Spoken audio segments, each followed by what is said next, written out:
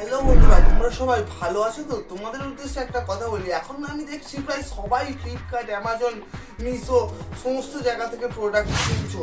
ভাবছি তোমরা 1000 টাকা দিয়ে ধরো কোনো একটা জিনিস কিনলে, দেখলে 70% অফ, 80% অফ, দেখে ভালো সস্তাই হবে প্রোডাক্টটা, কিনে নেই।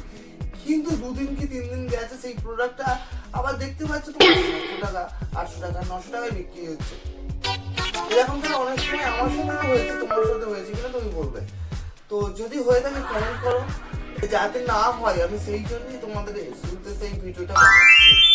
তো একটি অ্যাপস আছে, অ্যাপসটির নাম হচ্ছে বাই হাটকে।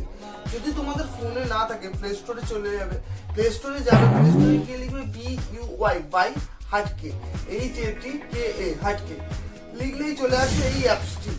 এই অ্যাপসটিতে সঙ্গে সঙ্গে ইনস্টল করবে, ইনস্টল করে সাইন আপ করে নেবে। তারপর ধরো তুমি একটা প্রোডাক্ট পছন্দ করেছো, সেই প্রোডাক্টটি পছন্দ করার পর তোমরা কি করবে, এই ওর লিঙ্কটা কপি করবে এবং এই অ্যাপসে ফেলে দেবে।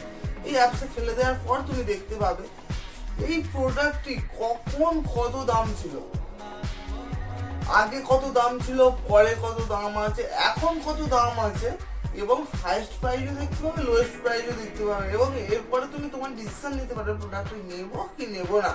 ভিডিওটি ভালো লাগলে লাইক করবে, কমেন্ট করবে এবং শেয়ার করে দেবে। ধন্যবাদ।